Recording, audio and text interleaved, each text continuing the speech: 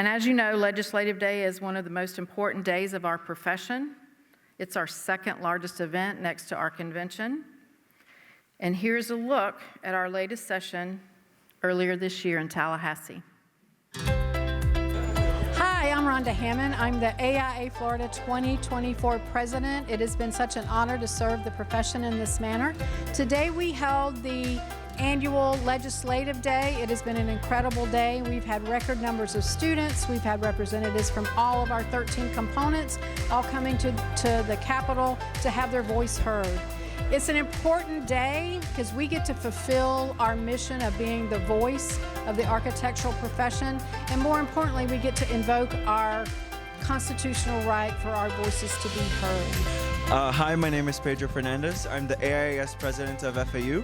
This is my third time coming to Legislative Day. I've had quite 3 years experience coming here, talking to different senators, different House of Representatives, and finding out different bills and laws that are being implemented into our future careers. I think it's really important for us to advocate because this is our future career, and it allows us to keep going into our creative design process. So Legislative Day, we meet every year with our legislators, AIA Florida, and all of our chapters, and it's very important to meet them. They're here to protect our profession. We chat with them and mention laws and regulations that impact our profession. And if we don't know them, it's very hard to tell them why it's important, why point A or point B has an effect on the long-term lives of Florida. We're here to advocate for Florida, for our health, safety, and welfare. It's not necessarily advocating for us personally, but advocating for our profession. Good afternoon, my name is Itzel Asada. I am the AIA president of the Orlando chapter, and we're here in Legislative Day talking to the legislators, the state representatives, to just bring out the matters that really are at the forefront of architects and our built environment. Hi, my name is Yuji Kitamura. I'm the Vice President of AIS FAU. This is my second time here at Legislative Day. We had an amazing time. We got to see some proceedings and some hearings. And most importantly, we got to talk to some of our legislators.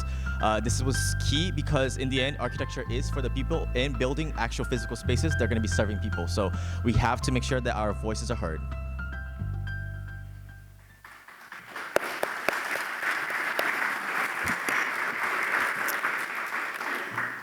Isn't it wonderful to see all the students around the state that are participating in our Legislative Day? It's so exciting. They are our future leaders of the profession, and the more we engage with them, the stronger our leadership will be.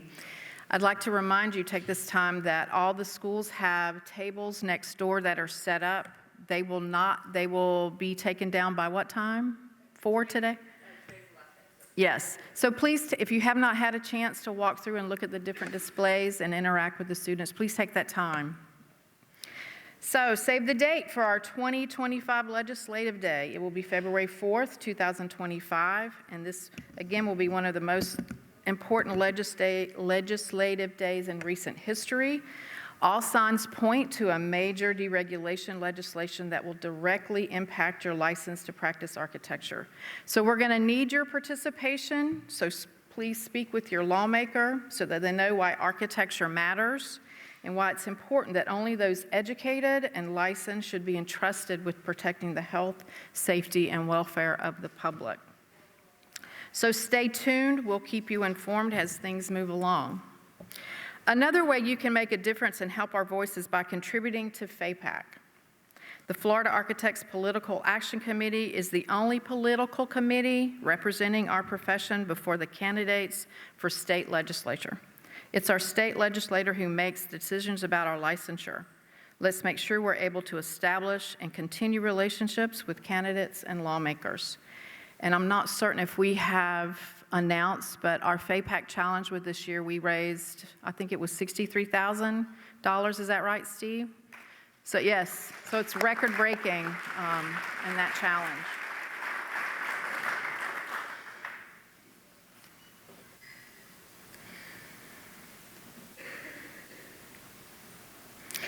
I would like to extend my gratitude to Senator Passidomo, who's here to speak with us today and who's always kept an open door and listened to our issue. So much so that she was once named the AIA Florida Legislature of the Year. Before we introduce her, I'd like for Steve Ruby to come to the stage, who will introduce the senator. I'd like to thank Steve for bringing Senator Pasadoma to our convention. And before I let you introduce her, I want to recognize you with a presidential citation for your work in bringing together policy stakeholders and architects to develop the affordable housing for Florida.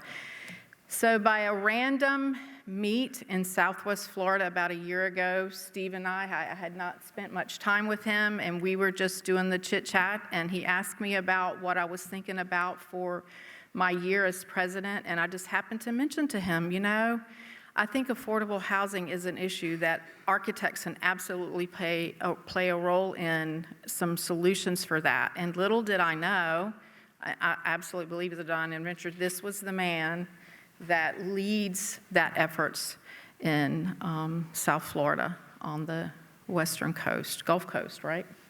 Mostly Western Coast. There you go, Western Coast. So he single-handedly, all the affordable housing panels and sessions, he took it and ran with it, and this convention would not be the same without his efforts, and I want to thank you for all that. Thank you. I don't know where our pictures are.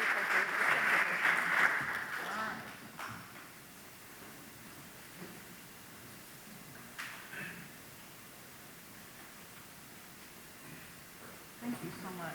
You're welcome. All right. My pleasure.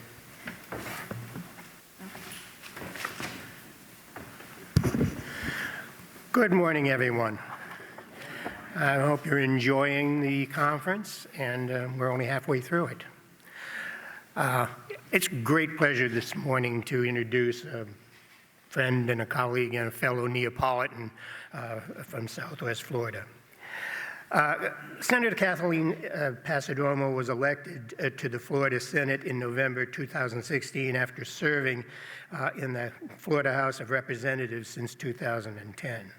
Senator Pasadoma was elected by her peers to serve as president of the Florida Senate for the 2022 through 2024 legislative term.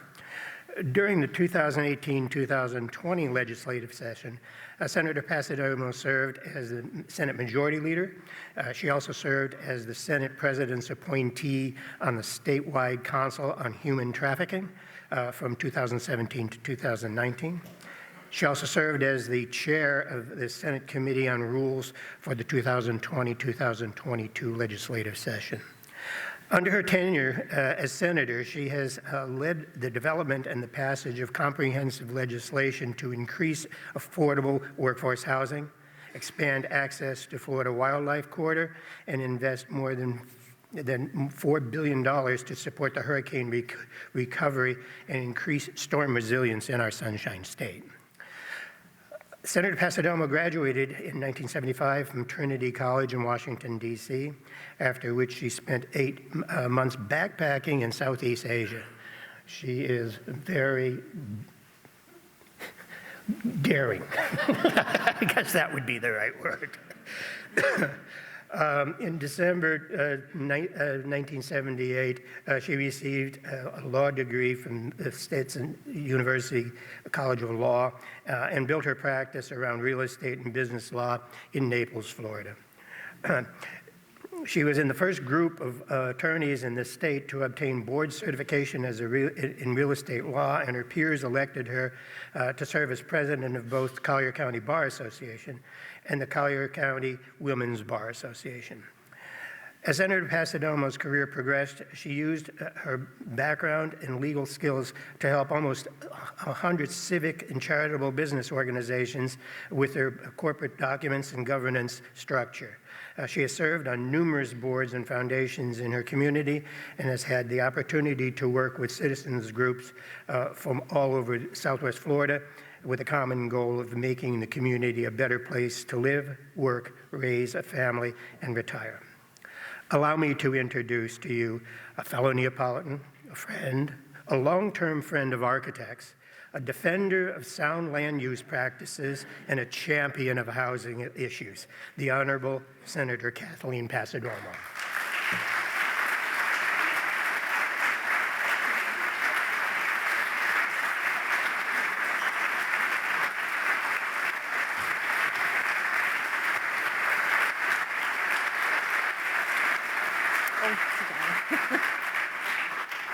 Good morning. I was going to give him the hook. He's going to, but then I thought, oh, the longer he takes, the less time I have to talk.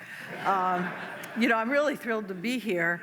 As I look out the window at the ocean, so if you all start daydreaming, I understand completely. Just don't snore too loud.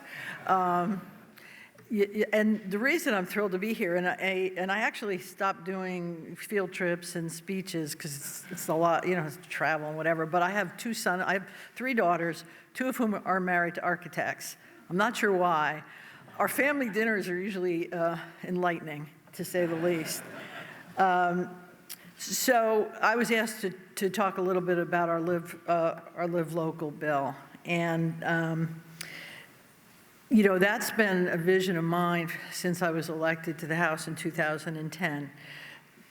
I moved to Naples in 1979, and even back then, the county commission and the city council were talking about the lack of housing for the people who worked for them and worked in the community.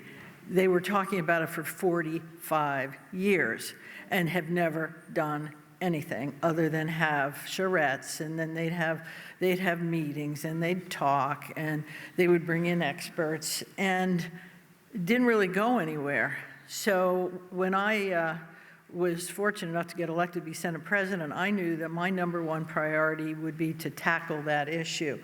And what happened, I took over in November of 2022, and I spent that entire summer working with staff to craft the legislation that is now in place today. And what I did with all bills that I worked on, I had an open tent, and we had people from all over the state, all the stakeholders that came to Tallahassee to meet with me and meet with my terrific staff to create the legislation. In my opinion, the most important part of that bill is what I call the aspirational section. It is basically my vision of working together, local governments, developers, and the community to create the synergy that we need for housing for the people who work for us. And I've had a lot of, since I have 2 son-in-laws, I got a lot of input from them. And there was a number of provisions in there that you might see their hand. So I actually wrote this out because this is a long speech, so I'm going to kind of try to give, usually I just kind of extemporaneous and then I forget everything. But I wanted to make sure, because you all are really important in this process, to kind of get across my message about Live Local. And then at the end, I'd like to kind of have a conversation with you all about where we go from here that's not necessarily about workforce housing, but what we had a conversation this morning at breakfast about how you all can help looking at the vision of our state of Florida. Where is it going to be 10 years, 20 years, 50 years from now?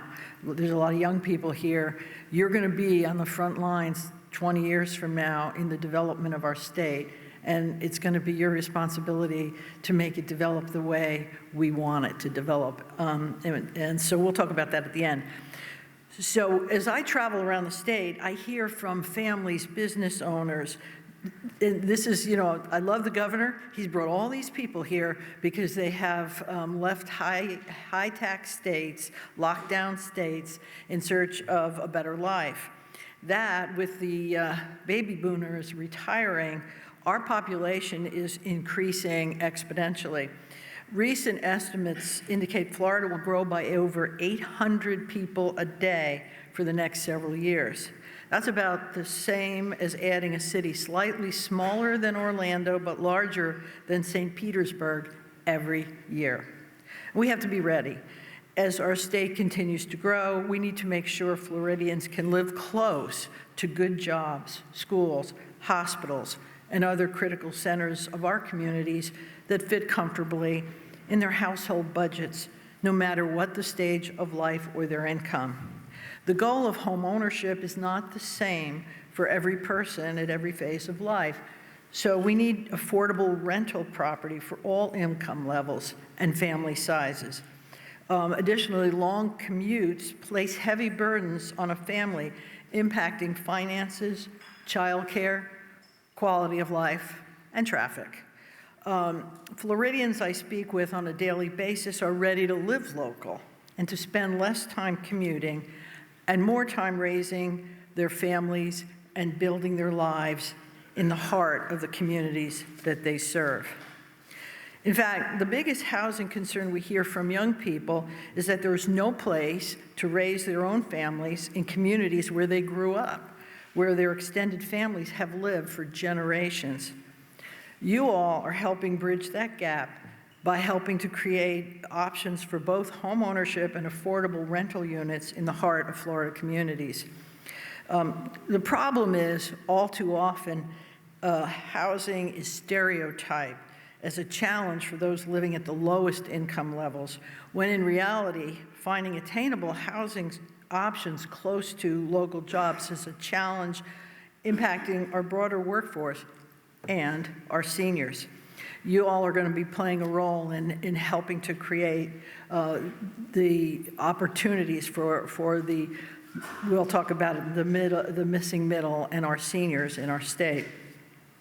The Live Local plan we passed a year, God, it's almost 2 years now, tackles this issue from all angles, from incentivizing private sector investment to increasing state funding to common sense reductions in regulations. The plan will improve options for both home ownership and affordable rental units in communities all over the state. Many provisions took effect last July 1st, so today I can offer a report on how the initiative has progressed during the first year. Several of the different components I can kind of go through, and I know you've had some workshops on it, so if I'm repeating what you've heard, or if I'm saying something different than what you heard, just ignore it. So Live Local, as you know, creates a new partnership with businesses to help fund workforce housing. The corporate tax donation program gives businesses the opportunity to contribute directly to the Florida Housing Finance Corporation to benefit the SAIL program. Instead of paying their portions of their taxes, corporate taxes, they'll get a benefit of a tax reduction. I think it's up to $100 million a year.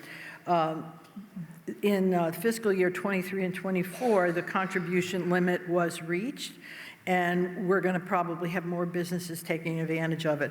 One of the biggest proponents of that was Florida Power and Light. They took down almost half. And I think it's great because they're involved in this whole process as well. Businesses that make the monetary donations to the Florida Housing Finance Corporation get a dollar-for-dollar credit, and it goes right to the SAIL program. And you all know that the SAIL program provides low-interest loans on a competitive basis to multifamily, affordable housing developers, and it helps them bridge the gap between their traditional bank financing and the total cost of development. And it's a really good program if it's used properly. And the response from the business community has been really terrific. In addition to existing funding for the SAIL program, Live Local provides up to $150 million in new funding for innovative specified uses. 70% for projects focused on infill, which I think is really exciting, maximizing existing infrastructure and projects near military installations. You know, Florida, and this is all part and parcel of just a big, giant look at a state. Florida is becoming the go-to state for our veterans. We have several military bases here, and they need housing. And building rental apartments near the military bases helps them. Federal government participates, and it's a win-win for everybody. 30% of the $150 million for use and lease of public lands and other focuses such as housing for the elderly persons and young adults aging out of foster care, projects in rural areas. You know, these are people that need help, that are particularly young kids. You know, we have a lot of kids in foster care, and when they age out, they need a place to go. And so we tucked into the bill funding to help these young people to get on their feet so that they can become productive members of our community. And our seniors, we have so many seniors in Florida, and you know, there's a whole new challenge with the rising cost of ownership for a lot of these condominiums. They can't afford to stay there anymore. So we need to help some of our elderly citizens with some of these programs. It's what I did too with this bill. I have it sunset in 10 years because I want to see how it works. But you can't just keep these programs going forever because our treasury within the state would end up being zero. So this is a 10-year program, and the funding that is through our documentary stamp tax for this program will sunset in 10 years, and then the legislature can take a look and see where they want to go from there. And then the bill also directs $150 million to the sale program for affordable rentals. In the first year, we had 10 applications for funding for mixed income, mixed use, and urban infill developments. Lee County had one, 2 were in Miami-Dade, Seminole County, Palm Beach, Broward, Collier County, Lake, Orange, and Duval counties. So there's movement there, and some of the developers are applying and they're being accepted. $7 million was awarded for rental developments in Hurricane Idalia communities in Madison, Suwannee, Dixie, and Taylor counties. The bill also provides new avenues and solutions in zoning, encouraging more mixed-use developments in latent commercial areas and enhanced public access to information about expedited permitting and public property that may be suitable for workforce housing. That, interestingly enough, had been a challenging portion of the bill. I've had several local communities that were not happy about the commercial area. Had one county wrote me a letter saying, we're going to sue you. And I said, oh, the budget's not done yet. The suit wasn't filed. But, you know, the intent is right. There are a lot of commercial areas, and particularly on the transportation corridors, where they're not being utilized for their best use. With our changing habits for retail, for example, everybody's buying from Amazon. I'm embarrassed to say that the Amazon people, they know my house with their eyes closed. They're there every day, pretty much. And so a lot of these retail stores are unfortunately going out of business, and they're leaving these properties vacant. So wouldn't it be great to repurpose them and redevelop them as workforce housing? One of the key components of the bill that I know you're all aware of is the missing middle. This is a really important provision because there are so many people, when you talk about the missing middle, these are people that are making too much to qualify for low income, but not enough to live in a community.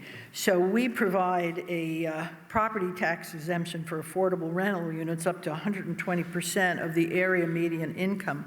So for example, in 2022, the statewide AMI for a family of 4 was $78,300.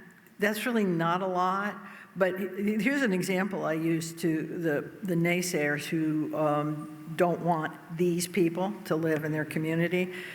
If you go to law school today and you graduate and get a job with the state attorney, that's your starting salary. Who wouldn't want to have a lawyer living next door? It's like free legal advice. So the stereotype of what workforce housing needs to go away. A moderate income from 80 to 120% AMI is about $63,000 to $94,000 for a family of 4. So there's so many occupations that fall in the category. It's not just the lawyer. Wouldn't it be nice to have a deputy living next door to you? Teachers, nurses, support staff who work in our medical and dental offices, small business owners, people that are just starting out. The list goes on and on for people that are making that kind of dollar. So the stereotype is, I mentioned it earlier. Think about this. This is exactly what happens. The minute you use the word workforce housing, affordable housing, and I call, now don't you tell them, I call them the polyesters. And they are the ones who show up at county commission when these projects are being developed or being presented, and they all show up en masse, about 50, and they all wear T-shirts, they have T-shirts made and everything. They, in their mind, when you talk about that, they think about, a concrete block building, right? Painted lime green with graffiti on the, and no landscaping, cars all over the place, kids run around naked, and syringes in the hallways, and that's not a reality. It's a perception that is so wrong and so unfortunate that keeps being perpetuated. And as an aside, we have an obligation to educate our community what we're talking about. We're not talking about Section 8. They think about Newark back in the day before the riots. That's not what we're talking about. We're talking about people who work with us, for us, serve us, good people that have families and kids that are part of the fabric of our community. If we have to get that message out, and you have to help because you're part of the communities as well. Another provision of Live Local creates a local option affordable housing exemption. And I was really proud of this. I had people who were saying, make the local governments give the tax exemption. And I didn't want to do that. I wanted to give the local governments the opportunity to work with the developers to provide tax benefits for those affordable units. And so the law allows, if all the units in the development are used for affordable housing, the local government can exempt up to 100% of the property tax for each unit. If less are dedicated to it, then it's 75%. And this can be done right away, even for developments that are almost done, that are converting. There's a lot of, well, I don't know whether they really are. How you see those ads for the rental apartments? They always call them luxury. So we really don't know if they're for workforce or they're really luxury. It's all a question how many zeros after the, for the rental amount. But so far, I think Jacksonville and St. Pete have taken advantage of this, and they are supporting this type of project. And unfortunately, there are some local governments that have even passed resolutions saying we ain't gonna do it.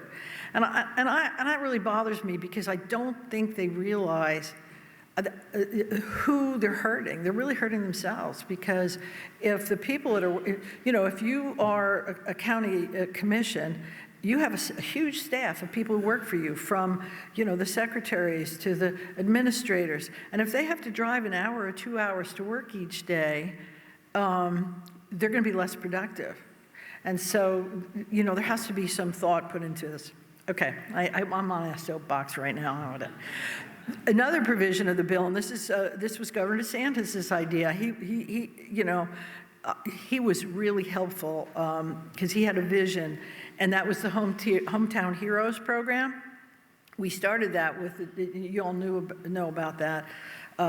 It was just for our first responders, and that is down payment assistance, that would help. The biggest problem, especially when you're a younger, first-time home buyer, is, you may qualify for a loan, but unless you get 100% financing, which that means the rates are going to be up through the roof, if you can get it. It was the down payment. So we put some, in 2022, we started with $100 million for our first responders and nurses and whatever.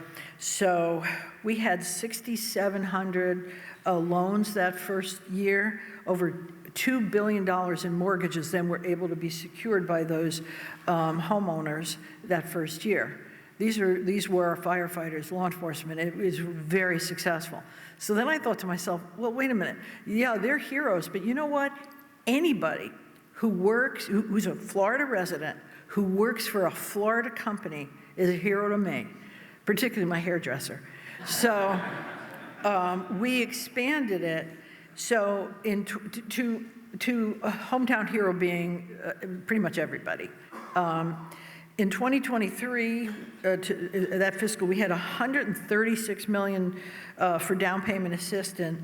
We had 8,854 loans that were granted.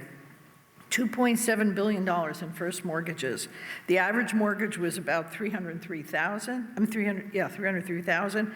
The average down payment that we gave was $15,350. Now, and this isn't a given. They have to pay it back, but it gets them in. And I think that's been a huge savings. They get sold out. So another $100 million was available with this fiscal year starting July 1st, which is just a couple of weeks ago. On the first day, we had over 1,000 loans reserved in 56 counties. By the end of the first week, which, by the way, was the July 4th holiday weekend, we had 1,389 loans committed. The average mortgage about $326,000, and the average down payment assistance about $17,000. So that's about $25 million of the $100 million committed the first week on a holiday weekend. So to me, that's a really important thing. And if you have particularly young people who are looking to buy their first home, this is a huge help.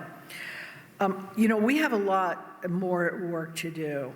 I'm really excited about where Live Local has come over the last couple of years. We have to shut down the affordable housing stereotypes. We have to do more. We have to have more options.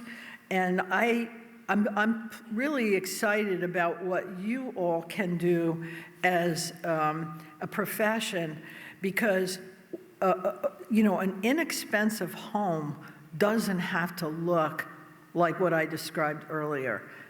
An inexpensive home can be attractive, and it can be well maintained, and it can be well designed, and it could be a great place for a family to live. So, you know, as we move forward with our, you know, trying to take care of the people who work for us and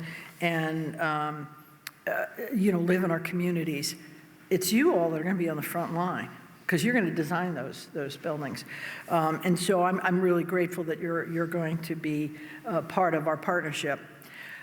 So I wanted to then kind of move off of my assigned topic to talk about where do we go from here, not just workforce housing, not just you know, that small part of the whole picture.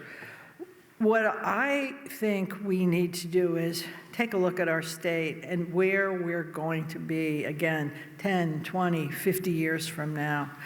And I mentioned this at breakfast this morning. So, you know, I'm a very visual person. In fact, when I thought about the Live Local concept, I remember reading a report that the Urban Land Institute did, and they suggested that we needed to start looking at all those strip centers. And so what I did, I got in my car and I drove from Naples to Fort Myers on 41, which is harrowing to say the least. And I looked at it with a different eye. I looked at all on either side of the road, and what did I see? Strip center, bank. Strip center, office building, strip center, hospital. And then I realized the strip centers were kind of neglected by and large, but the office buildings looked pretty darn good, and the hospital was there, there's a lot of stuff going on. There's a Dunkin' Donuts, right, you know. And I realized that the people who worked in the banks, who worked in the hospital, who worked in the office building, particularly younger people, they probably had to drive to get there. Wouldn't it be great to repurpose those buildings into residential apartments. And I actually challenged Publix. And I said to them, because when they're all in these strip centers, they anchor them. I said, why don't you put a second story over your grocery store? And you could put seniors in there. They don't have to drive to the grocery store. They can just take the elevator. So it's, these are the kind of things that you all, you're so creative, can help as we move forward. So the other visual I have is, you all have seen the photo of Florida at night from the space shuttle. And you picture it.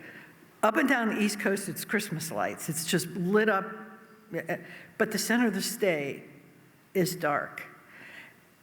And you know what? It probably should stay that way. How do we do that?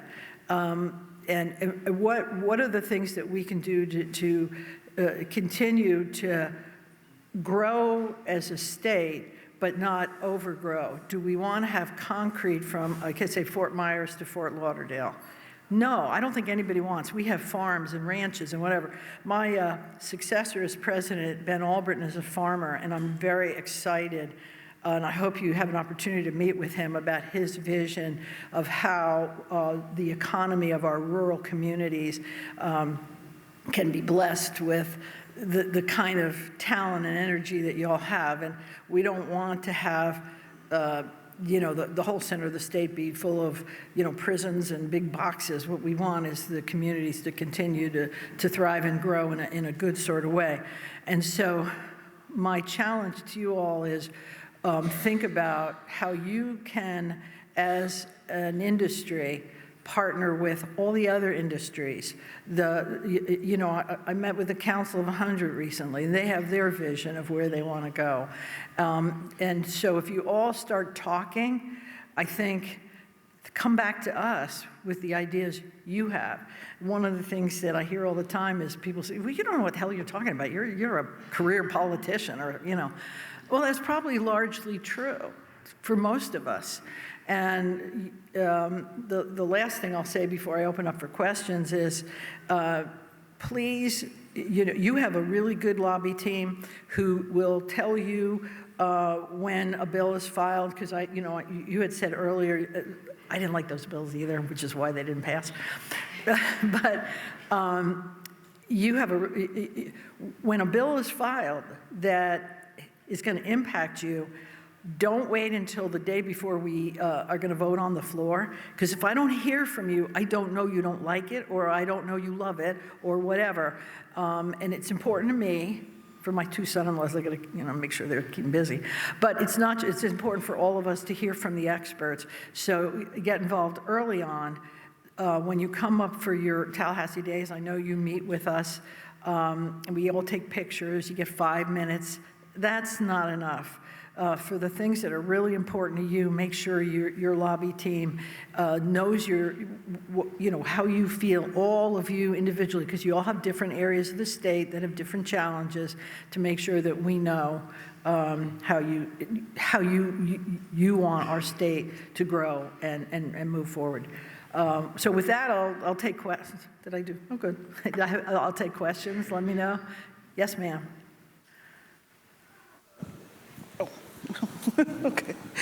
I have an observation, and I know there's a lot of talk about housing in Florida, and I'm of an age now, and I look around the room, I think at least half of us are our age now, where our kids are grown, kids have done college, and they're left home, and we're deciding what we need to do as we continue to age and want to retire.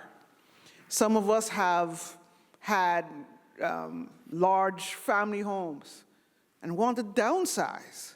But the challenge I'm finding here in the state is it's cheaper for me to stay there because I cannot afford another place. It's the same price of, it's more than where, it's the same price as what I'm living in now. So it's like, how do we deal with that reality? Because I think we're, like you talk about the missing middle, there's a lot of missing sections, and I'm finding the market mix and this is to developers and to designers, the market mix has become so uniform. Everything, like you said, an apartment is a luxury apartment. There's nothing for a downsizing from 5 bedrooms to a 2-person family or a single individual. I don't want to live in a 5-bedroom house. It's just me and my dog. I get lost. I have to clean too much. You know, I hear that from a lot of, I mean, you're a lot younger than me. I'm really lucky. My husband and I bought a 3-bedroom house in Naples in in a really nice neighborhood 35 years ago, so we didn't pay a lot. And we turned it, after the last kid graduated, we turned it into a 1-bedroom house. You know, one bathroom's now big, I mean, 1 bedroom's of my bathroom, and you know, so, but I do hear from my friends that are all starting to retire, and the sad part is they're leaving the state because they can sell that home for a lot of money, can't replace it in the same location. You have to go way out. Or move out of state. But you know, it just depends on, one of the things that I talked about earlier, the center of the state, there's still a lot of affordable property, but you know, you'll say, I don't want to live out there. They don't have broadband, they don't have Publix, they don't have good hospitals, they don't have entertainment. So why would I want to move out there, even though it's beautiful, because the center of our state is gorgeous, without amenities? So I think part of the thing that will happen is, as we look at, you know, where can people go to have an affordable lifestyle, you have to have these amenities. So that's why I say get together with all the different professions, because, yeah, I mean, if you sell your house, you're not going to be able to buy a smaller house next door, because and your taxes are going to be, I bet your taxes are really low. My taxes are so low, I'm embarrassed. My neighbor's paying like 4 times what I'm paying because they just built a mega house. So there is no answer. And you know what? You guys need to find the answer, because I can't. Yeah. Whatever. And just I'll shout. Okay. Senator, thank you for your leadership on Live Local. I've got about 5 or 6 projects in my office that are Live Local, heading in that direction. I'm curious, when you were picturing it, and they're of all different types and scales, but there's 2 of them that will have 18-story buildings with them, with very high-priced condominiums. And on that site, you know, 3 or 4-story apartment buildings that'll have a mix of market rate and affordable, attainable units in it. Is that anything you pictured, and do you have any objection to that kind of a design layout? That's a good question. Yes, I have thought of, like in a city, for example, if you're in Miami or downtown Orlando or Tampa or whatever, I've actually even thought, you know, if you're going to build a 20, 30, 40, 50 story, or 50, I don't know, 50, you should reserve a couple of floors. If it's a luxury penthouse type, you know, we have these giant 2,000 square foot units overlooking why not reserve a couple of put really floors for small units for the people who work in the building, that kind of thing. That would be creative. You can get the tax incentives. One of the challenges we did have, and I mentioned this earlier, when we did the bill, I was always uncomfortable with the zoning issue, height issue, because and now I'm getting yelled at because we did a bill this year to change it a little bit. It was unfortunate that there was a possibility that you could have a single family, 1-story community, and then a developer could come in and build a 5-story apartment complex, because the Live Local did that preemption. And that's not what I had in mind. In my mind, I was trying to get my staff to understand, this is how I thought of it, almost like a pyramid kind of thing. A step down, we're like, okay, you have a single-family house here that's 1-story, maybe a couple of there, and then you go up to a 2-story, and then 3, then 4, and then 5, you know. But they couldn't put it in writing. So what we ended up with was looking at the transportation corridors, because it's, you know, when you think about it, if you're looking on US 41 or 1 or 19 or whatever, a along the roadway is commercial. And what are 2 streets back? Houses, single family, 1 story. So we put in the language about the streets and, the contiguity or contiguous single family 1-story buildings.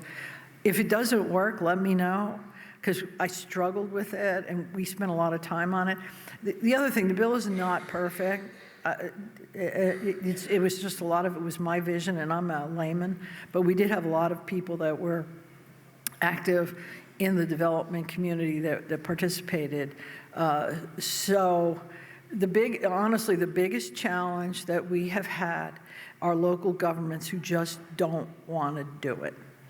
And it's so unfortunate.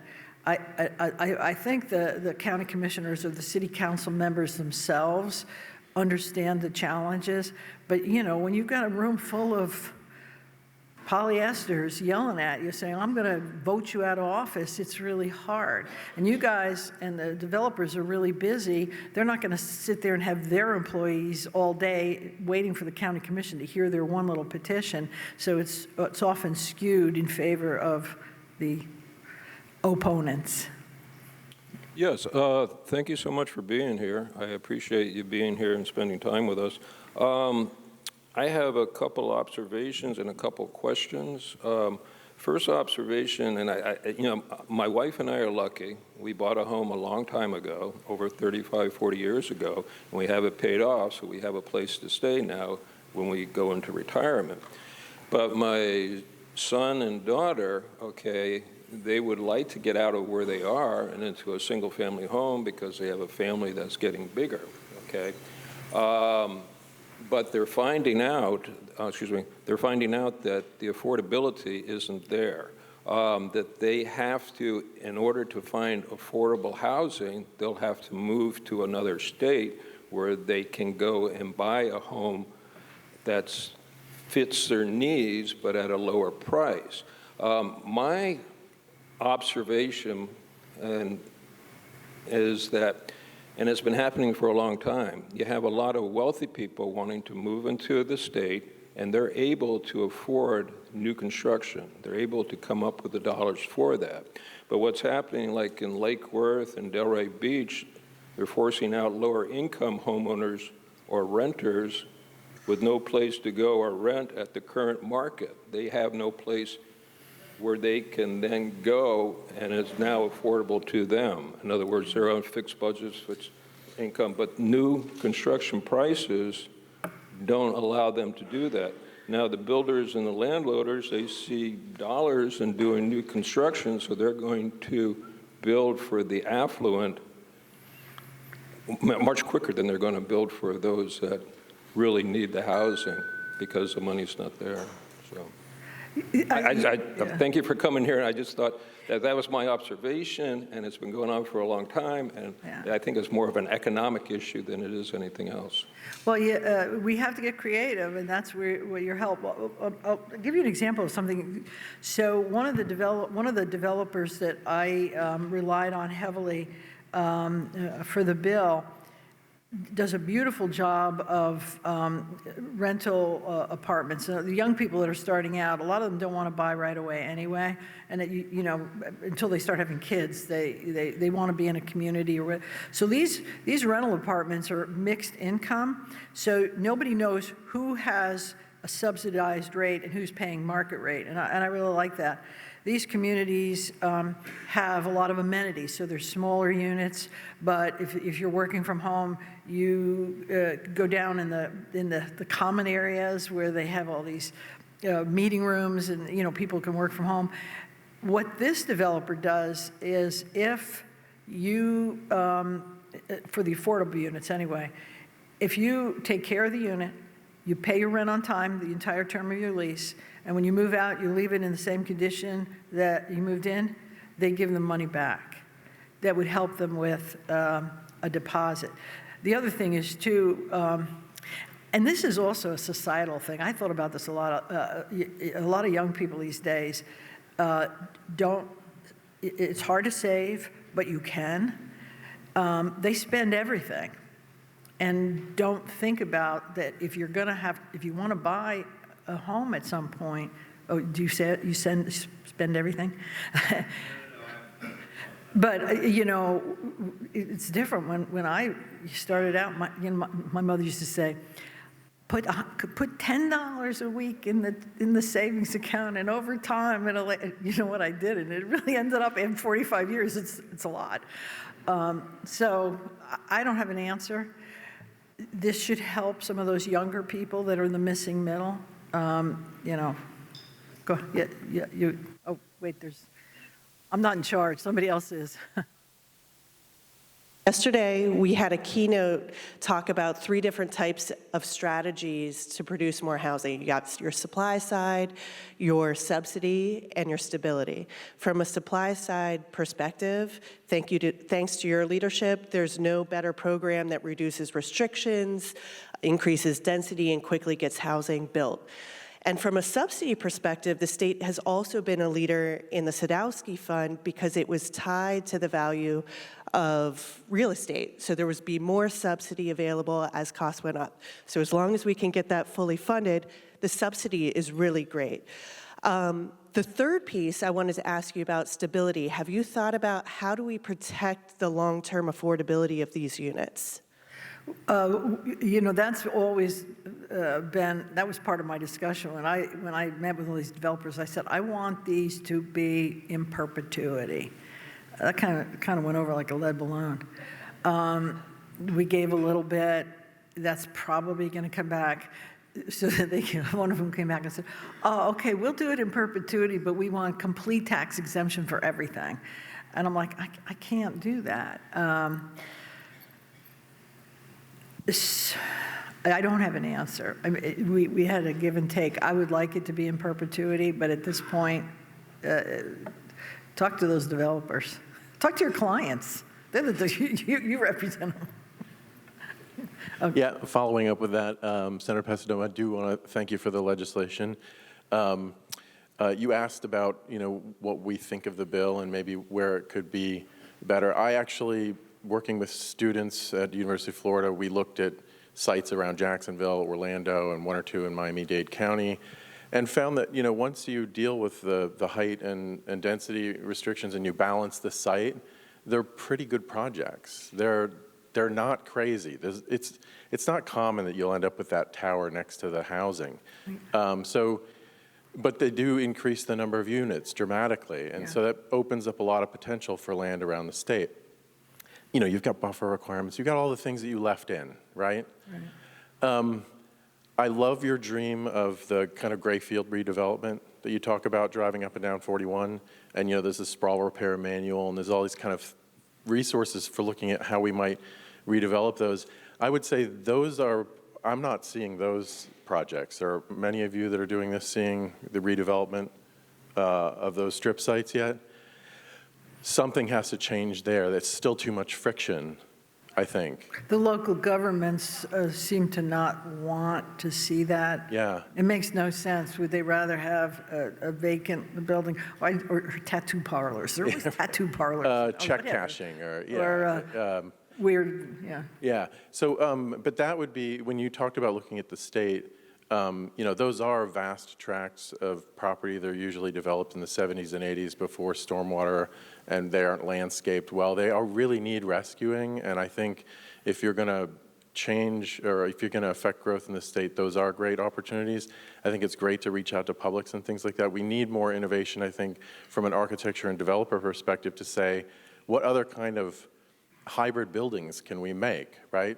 The Publix with senior housing, I mean, we have retail needs that are satisfied by one sector of our practice and housing needs that are satisfied by another sector of our practice. Why are we compartmentalizing ourselves? Why aren't we going out and innovating and finding developers who will do things like that? So keep listening to your architecture relatives and this developer who sounds fantastic to me, and keep pushing this. Think about, you know, the malls. A lot of the older cities they had, you know, the malls were built on what they thought were at that time was the fringe. Now they're right in the middle of the city. A lot of those malls have a lot of vacant stores because they can't, you know, Amazon is killing everybody. Those are enclosed areas that were commercial, and I don't see why they can't be redeveloped into nice mixed use, mixed income projects. You know, it's live work. You know, people who live there could work there kind of thing.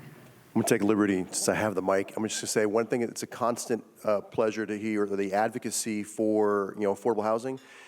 Mixing in different uses within a complex is great. We're starting to see some ideas of developers looking at senior living mixed in with regular apartment living, regular, you know, luxury, market rate, affordable, all mixed in within one structure, one community. Right.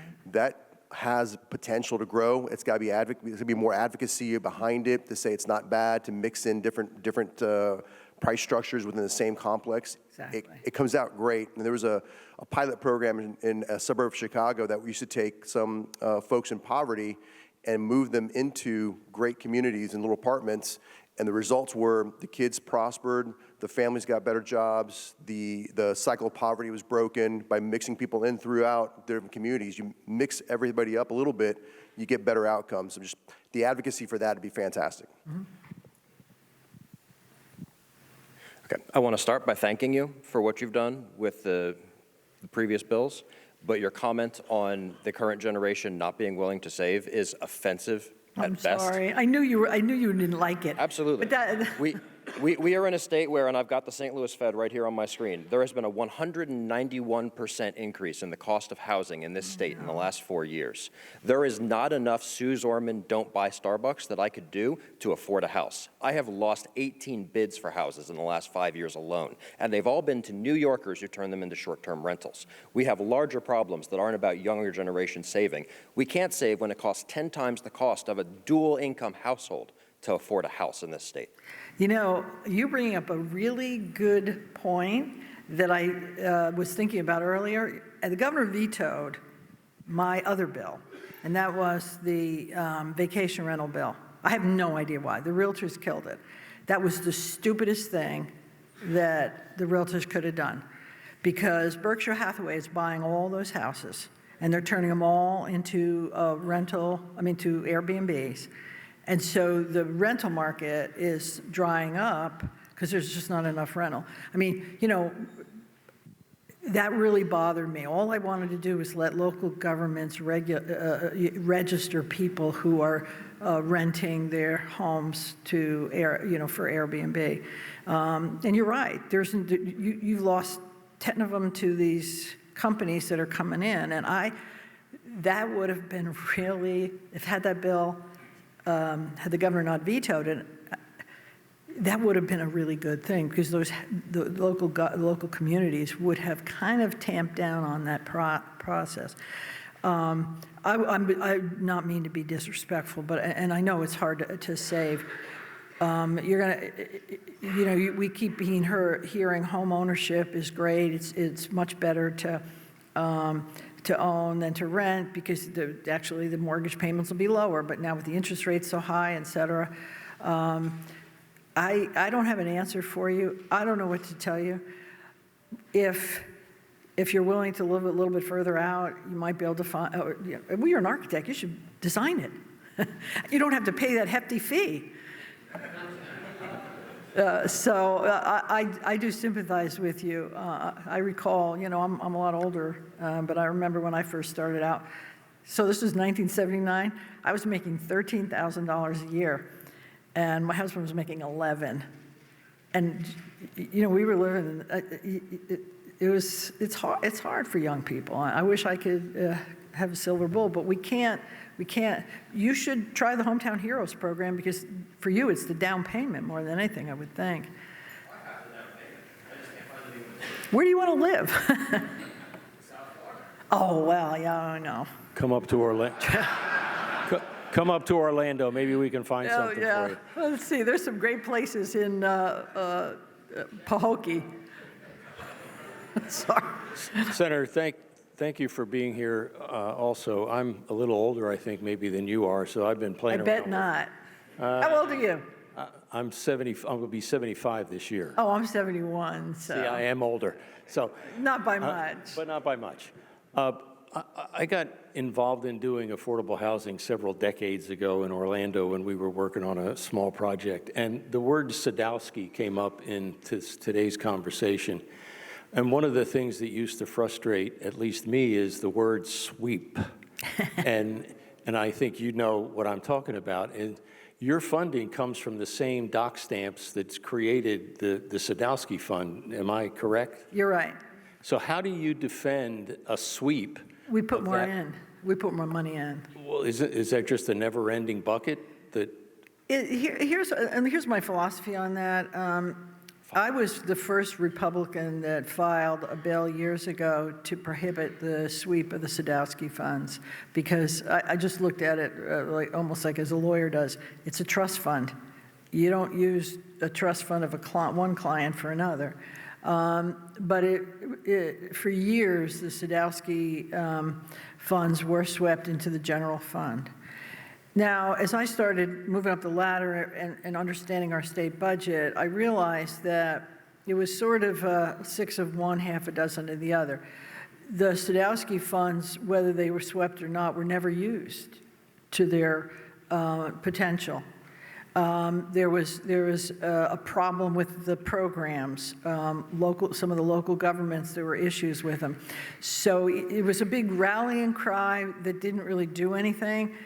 And so what we did under President Simpson is we looked at how are we going to guarantee that it wouldn't be swept, but used, so we kind of split it up a little bit and we put some funding for the septic sewer thing and whatever. And I wanted to just end the conversation. And so we got very particular on how those funds are to be spent. And I think it's a better use. And the Sadowski Coalition were very supportive of the Live Local bill. And those doc stamp funds, at least for the next 10 years, are sacrosanct. I mean, I think they'd be afraid I'd haunt them if they try to change it. Thank you. And I think the other answer to some of the other questions is architects need to learn a little bit more about how a project gets funded because it's the money that's going to make this happen.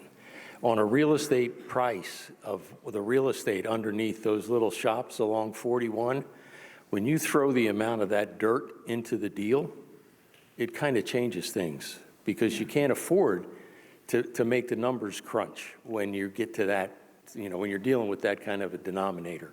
Well, I actually thought about that. So a lot of those strip centers are owned by some of the pension plans or some of these older folks who've owned them for years. Why not enter into a partnership?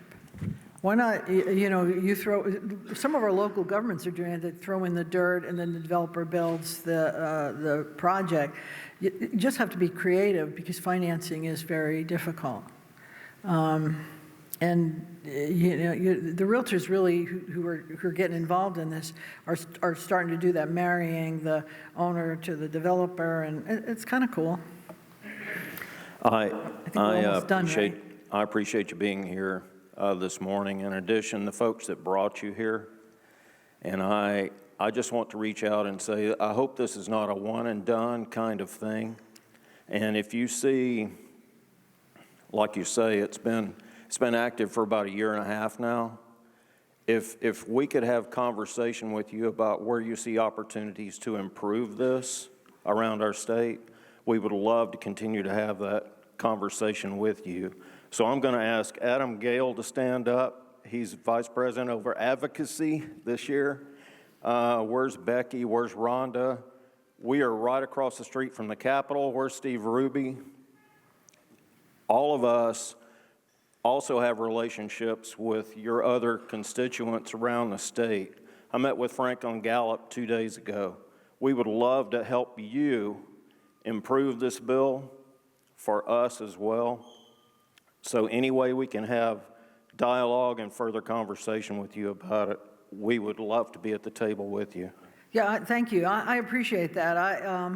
this bill is my legacy. Well, this and I also have Live Healthy, which is also pretty cool. But I'll be in the Senate. I stepped down from the presidency in November, but I have every confidence that President-designate Albritton will keep up the work that we've done. Our staff is we still get the lobby corps coming in with all the issues that they, depending on who their client is, some love it, some hate it, whatever. I'll be there for 2 more years. I want to make sure this bill this law is successful because I love my state as you do. My career has been in this state for 45 years, and I want to leave it in a better place when I retire, which isn't going to be too long, than when I started. And I think you probably all feel that way, or you wouldn't be involved in this organization and giving up 3 days where you could be making a lot more money, meeting or doing whatever. So I'll continue to work with you all. And I need to hear the in the trenches experiences, because without that, I don't know if it's working.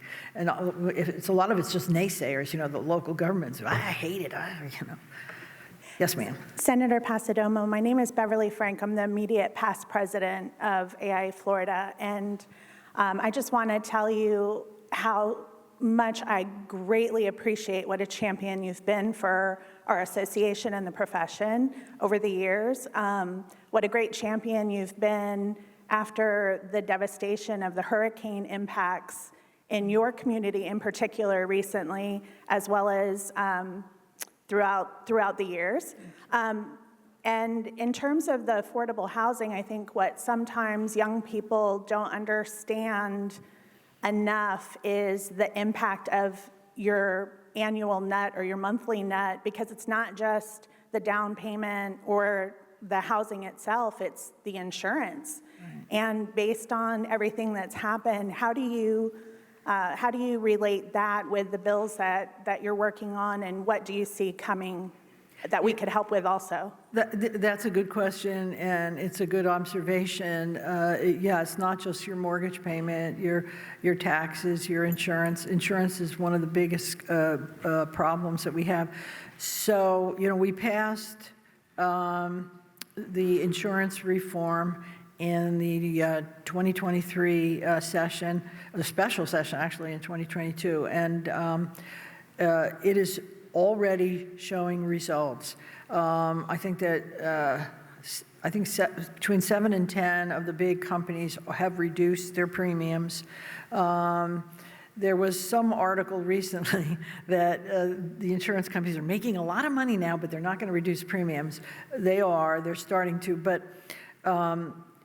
I went to New York, and this is anecdotal, I went to New York and I met with the reinsurers last fall, and they thanked me for, the tort reform, because there are a lot less claims being made, spurious claims. And I said, well, does that mean all the rates are going to come down? And he said, Madam President, with all due respect, you live on a peninsula. And I realized what he was saying. We're prone to these natural challenges. And so if we get through this summer without, knock on wood, a bad hurricane, I think it'll make a huge difference. We've got to start depopulating citizens more, because it's not fiscally sound, but our rates are never going to go down where they were, and it's really tragic. I have a lot of the older folks that you talk to have to sell because they can't afford the insurance, and a lot of people are not even, if they pay off their mortgage, are not even going to buy insurance, which means if there is a natural disaster, then what are we going to do when they have nothing? So, we're so cognizant of it. We don't have a magic bullet. We don't have an answer. We're doing the best we can. We knew that the lawsuits was a problem.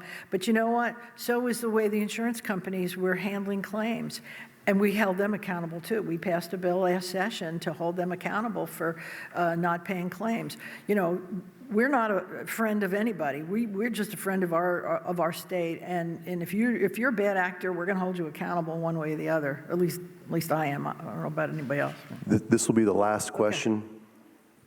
All right. Thank you, Senator, for being here. Just a quick question. You mentioned the kind of naysaying local governments. Work for a nonprofit developer in South Florida. I've noticed kind of spotty response to the bill in terms of, like, separate of the zoning issues, like the listing publicly available land and expedited permitting. So how can the local governments be held accountable? That's a really tough question. I've had some of the developers have said, look, you need to preempt. You know, let's not, this local control, you need to preempt, make them do it. And I'm hesitant to do that. I can't, you know, you can bring the horse to the water kind of thing, but you can't make them drink. There has to be there's going to be some judicial challenges to the local governments that are passing ordinances saying, we don't care what the legislature said, we're not going to comply with anything. The problem is your developer probably doesn't want to spend the money and can't afford it. That may end up happening someday if we have a lot of local governments that are ignoring the Live Local Act, where the legislature will come back and mandate. I think it was a fair bill. I work with the League of Cities and the Association of Counties because I wanted to have an opportunity. That's why I said the most important thing in that bill is the aspirational section, which is you all need to work together to provide housing for the people who work for you. I don't have it's at some point you may come back and say, look, it's not working. I think you need to preempt and you need to mandate and you need to tell them what to do. At this point, I'm not there yet.